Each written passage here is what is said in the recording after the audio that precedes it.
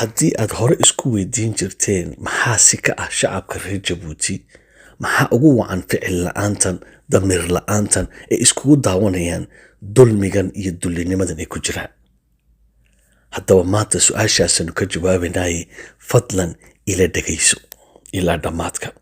muwaadinka reer Jabuutiyow, muwaadinada reer Jabuutiyey, dhalinyaroy, mar kale dhegtiina isiiya fadlan. haddii aad hore u maqli jirteen ama mar un aad isweydiiseen ood istirahdeen war maxaa si naga ah, war maxaa damiirka naga qaaday, maxaa naga dhigay ficil la'aan, haddaba jawaabtiinu waatana dhegaysta. ilal lagu kalsoon yahay oo ka shaqeeya xafiiska biyaha ayaa waxay noo sheegayaan ama noo xaqiijiyeen in ay run tahay in taliskan mucangaga ah uu sixirka u soo dhex mariyo shacabka reer Jabuuti, biyaha ay cabbayaan, ku qubaysanayaan, ku weysiisanayaan ama ay cuntada ku karsanayaan.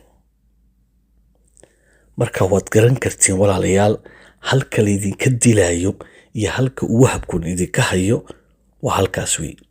haddaba su-aasha meesha taale waxa weeye, suuragal may tahay in sixirkaasi dadkaasoo dhan wada qabto, in biyaha loo adeegsan karo sixir?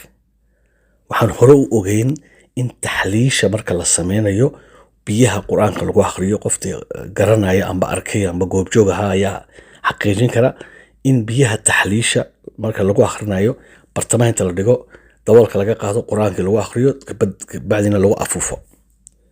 taa waan ogeyn, laakiin in dadka lagu sixro waa wax jiro oo xaqiiqa. waxaana noo caddaynaya hadalka muuqaal kan aad arkaysaan waa saaxir hore oo Suudaaniya oo sixirka ka shaqayn jiray, oo adeegsan jiray ama ay u shaqayn jireen 286 jin, isagoo mataqaanaa xogogaal u ah sixirka ayaa haddaba waraysi bixiyey. ilaahayna wuu toobad keenay imika. markaa su-aalihii la weydiiyey, su-aasha u muhiimsanayd waxay ahayd, sixirkii kugu weynaa ee halista ahaa amba halista badnaa ee aad samaysay muxuu ahaa, maxaana adeegsatay, maxaana u samaysay? haddaba su-aashu marka uu ka jawaabaya wuxuu leeyahay, biyaha waa biyo waxaan isticmaalay, sixirkayga u weynaa aan rabay inuu ii hirgalo, waxaan u isticmaalay biyahan u dhex mariyey. markaasuu ku yidhi, maxay ahaydna sababtaad u samaysay? wuxuu ahaa qof aan rabay in uu abidkii guursan, guurkaba dacar baa looga dhigay, qarmoon baa looga dhigay, wuxuu arkayaaba wax xun, weligii ma guursanay abid. waa tusaale. waxay ka dhigan tahay waxyaalo kalena waa loo adeegsan karaa. kolka sixirku ma jira? haa, waa jira.